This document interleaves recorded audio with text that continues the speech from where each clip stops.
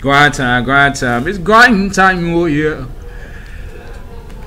What's going on, YouTube? It's Mr. Hamilton in the building. Grind time. Standard 8.2.5 is the standard that we'll be covering in this video. Deals with the development and growth of Louisiana. And the Louisiana Purchase is really what we're going to be touching on. Just give you some brief notes, things that you need to know for your upcoming quiz in preparation for that. Here we go. All right. Thomas Jefferson was president at the time.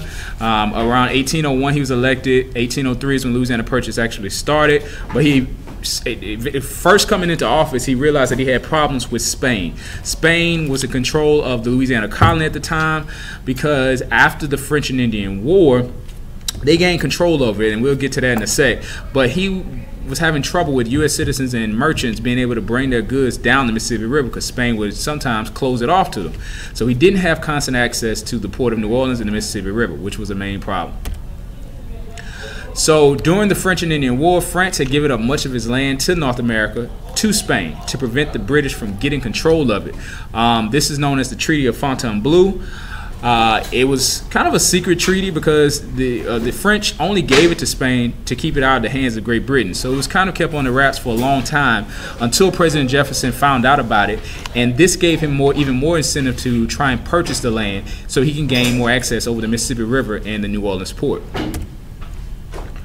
So Thomas Jefferson, after finding this out, he sent Robert Livingston and James Monroe to ask the French leaders about negotiating a price for the sale of the Louisiana Territory. But he was only interested in New Orleans and parts of Florida.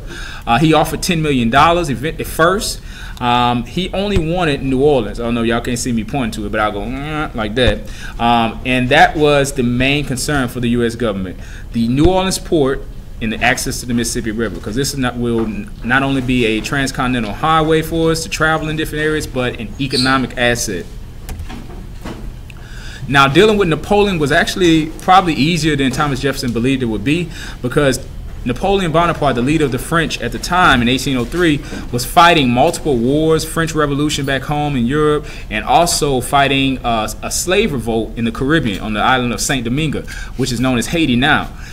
He needed money to pay for the cost of these two wars, so he counter-offered that $10 million for just New Orleans for $15 million for the entire Louisiana territory.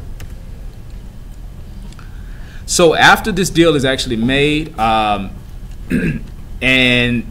I actually left one thing out that I want to point out and go back to. Let me go back to it real quick. And that is when President Jefferson actually found out and he learned that Spain had secretly given Louisiana back to France. That is known as the Treaty of San Lorenzo. Treaty of San Lorenzo. I have it in my notes at the end.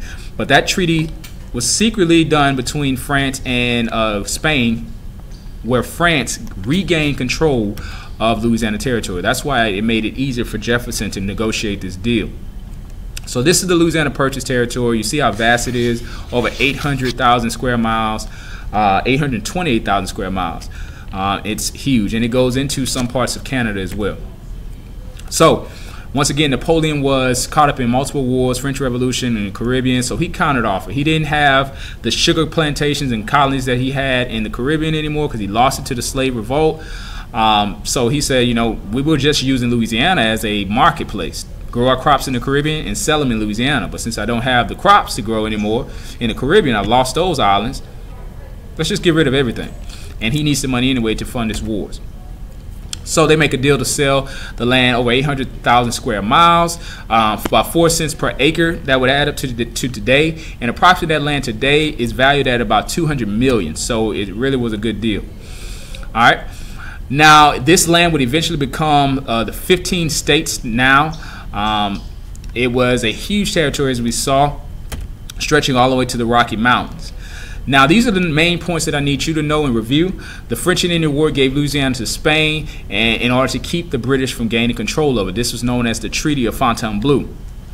Spain also didn't allow the U.S. goods to be transported down the Mississippi River. So this is what created a problem between Spain and the U.S.